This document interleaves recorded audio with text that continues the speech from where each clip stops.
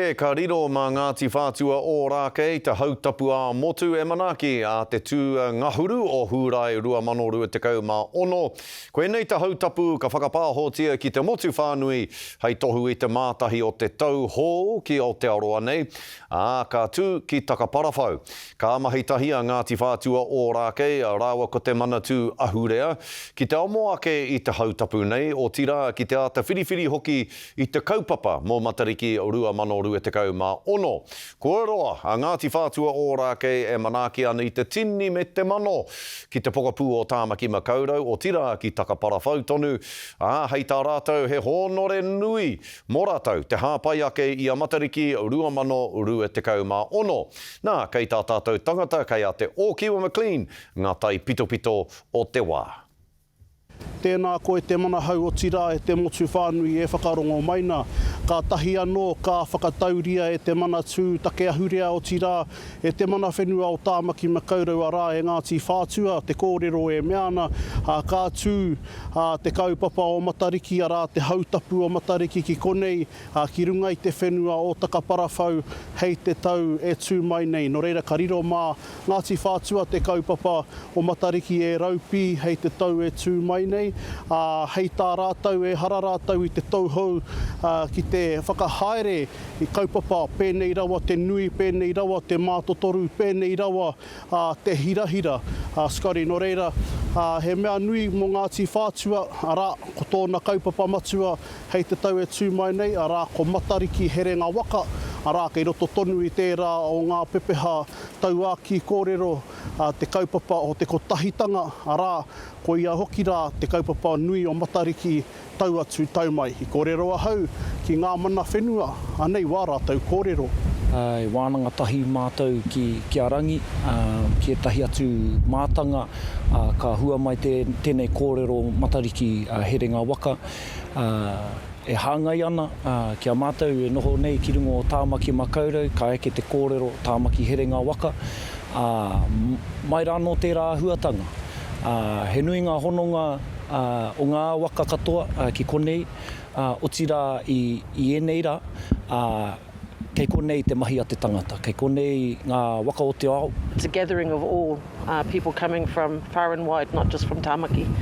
And so we enjoy that hosting of it, and we're just really privileged and honoured to be asked to host the national one next year.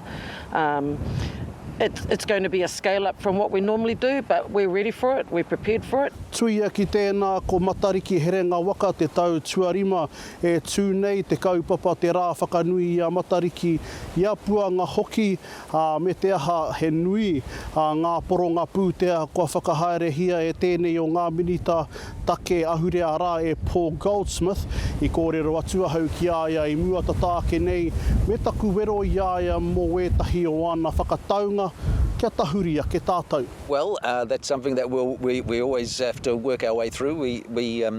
The previous government was very liberal with its funding, and we're obviously in more straitened times, but you know, we're very confident that there are enough resources to ensure that this continues to build in momentum. And you know, I think what we're seeing is you know, particularly many marae around the country and iwi seeing this as something special that they can build on. Engari ko te aronga matua kia whanake ai te mōhioranga, ki roto i te hapori nei, ki te kāinga nei o tātou whānau, kātahi kārua ki te tūhono anō, tērā hononga ki tō tātou taiao. Tātou, ko mātou tēnei e noho taone ana, kua mutukirina tērā here, tērā hononga i roto i ngā tau. E te motu whānui nau mai e rarau ki tēnei o ngā hōtaka o te karere atu i konei i takaparawhau i raro i ngā manakitanga o Ngāti Whātua Ōrākei. Kei tōku taha i tēnei wā no tātou te whiwhi, kua whirinaki mai, kua whaiwāhi mai, te tangata kei te ihu o te waka mō te kaupapa o Matariki me puanga, arā ko rangi mā tāmua e te rangatira tēnā koe. Ana, kua tohua, kua tau te karanga, kia tū te hautapu āmotu ki konei, ko tōna kaupapa ko Matariki Herenga Waka, heha te uho o tēnei kaupapa ki konei ki Tāmaki Makaurau a te rātou.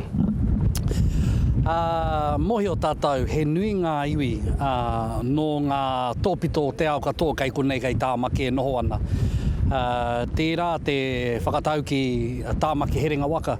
Nō reira kua tīkina mai tērā kōrero kua panonihia kia Matariki Herenga Waka, kia mōhio te motu whānui, o tira te ao whānui.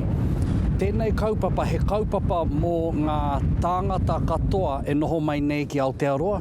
Nō reira, nau mai haere mai ki te whakanui te kaupapa o Matariki me Matariki Herenga Waka. Nā, kua tataeke ki te rima tau, tēnei o ngā rā whakahirahira e whakanui ana e te motu whānui. Ki o whakaaro, hea te whanaketanga o te kaupapa mai anō i te mea tuatahi takarawa mai ki tēnei mea. Kei te kite ahau o tira tātou i te parawera anui o te kaupapa. Kei ngā wāhi katoa tēnei kaupapa, Matariki mai, Puanga mai, Autahi mai. Ko ngā iwi Māori kei te whakanui i a Matariki, me ngā iwi Pākeha, ngā iwi katoa Aotearoa. He kaupapa whakakotahi a tātou. Ko ira te tino, i kōrero mai koe mo te matu, te uho o te kaupapa ana, ko te whakakotahitanga, tētahi āhuatanga nui o tēnei kaupapa. Nō reira, kei te kite ahau, kua hora te kaupapa, kei te koa hau i te mea ia tau. Ka noho tahi te iwi ki te whakanui i te putanga mai o Matariki.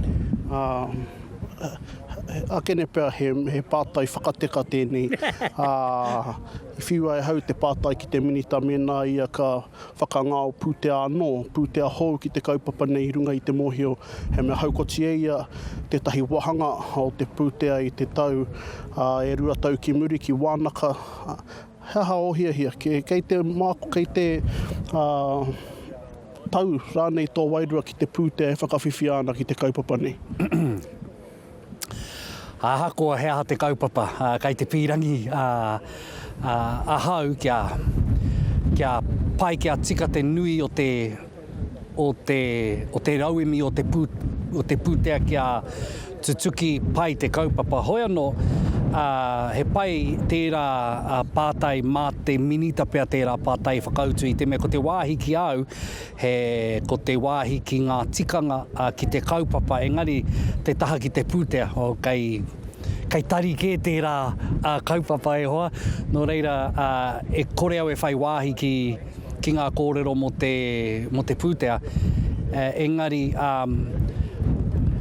me pene pia te kōrero, ahako nui te pūtea ahako aha, ka me utonu tātou ki te kaupapa nei.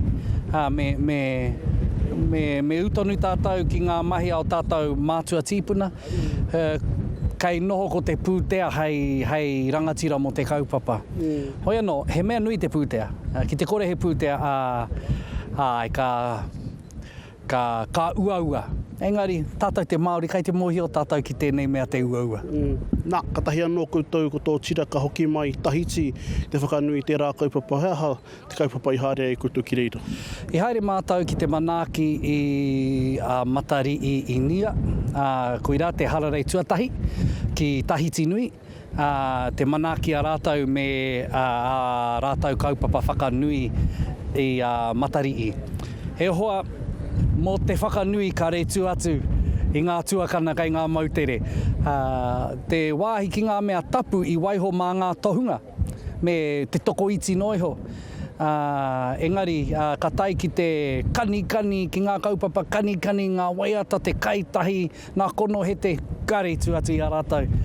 No he akoranga nui tērā, mō tātou te Māori. Etahi wā kai te tapu nā mea katoa. He tapu. Engari, i ahu i haere mātau ki te kāinga o te tapu. Ki tapu Atea.